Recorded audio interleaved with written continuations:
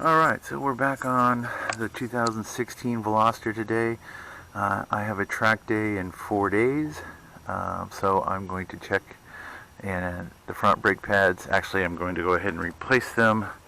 I got some EBC brake pads that I'm going to put on here, and I may or may not swap out the studs and lugs, because from what I am seeing, the center hub is pressed into the bearing, and I don't know if, and it's from a couple of videos I've watched, depending on how they come out, the bearing has a tendency to fall apart, and I don't have any spare bearings, and it's only 4 days, so I may wait to do the studs until after my track day just to make sure that I don't have any problems. So back in a second. We're going to get this wheel off real quick, that way we can start checking the brakes. So these are the EBC yellow pads. Let's see, that's the part number. Made in England. Alright. So you can see how thick that pad is. You can see how thick that pad is. So actually, I got a lot of pad left. I could get one more track day out of those, but I'm going to go ahead and switch them anyway, just because. You can see the car hasn't been moved a lot since the last track day in December. Got a little bit of surface rust building up on the things, but so I'm going to go ahead and do the brake pads, but I've gone ahead and decided that I'm not going to do the studs at this time, just because I just don't want to have any problems with the hub. I don't see any damage anywhere. I don't see any leaks. Just kind of looking around here real quick. Everything's still nice and tight. Huh. I don't know what this rubber is, but it's moved all the way down to here.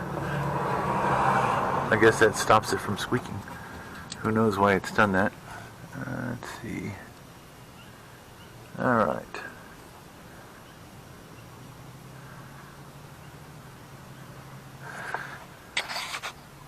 Alright, so I'm going to pull the two bolts that hold the caliper on, and we're going to get those brake pads swapped out real quick.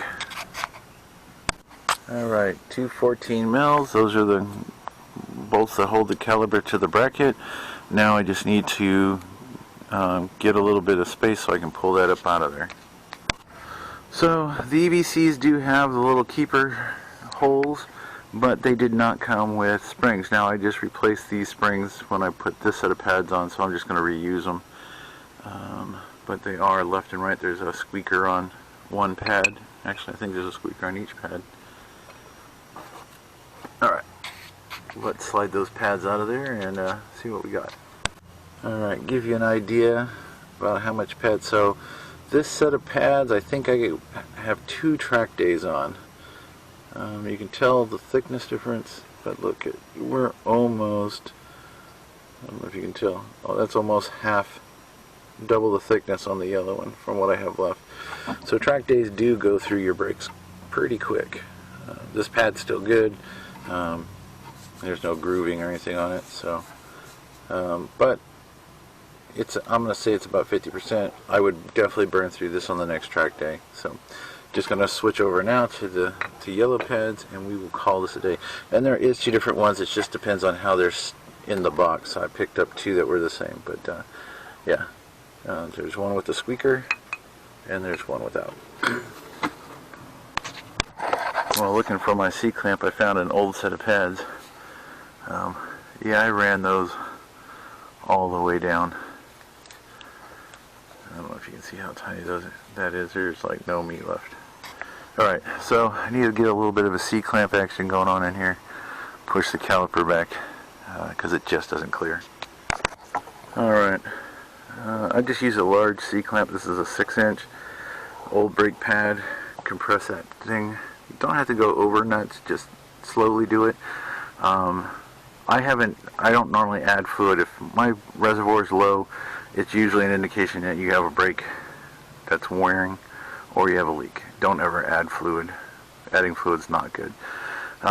So the other thing you want to do is make sure that you don't blow any fluid back through the reservoir and all over your engine, because this stuff will eat through your paint and everything else. So yeah, that's it. Now we're going to slip the caliper back on and go to the other side. Alright, caliper's back in place. You can see it's still pretty loose.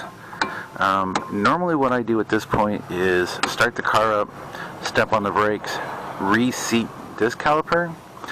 When I do the other one, there's enough room in the reservoir for more fluid. Lugs are back on, they're just snugged down so I can set the car back on the ground, and I'll torque them down when I do both sides. So, alright, on to the other side. Alright, more cobwebs. Brake looks to be about the same thickness as the other side. No leaks. None of that stuff. Alright, so let's go ahead and get this caliper out of here. Same thing. Pads are on. Like I said, the car hasn't been moved in a while, so alright. Well, the old pads look decent. They're about 50%. So yeah, I'll just keep them for backups. Alright, brake pads are back in, caliper's back on, nuts are back in and tightened down. Now we're just going to slap the wheel on and be ready.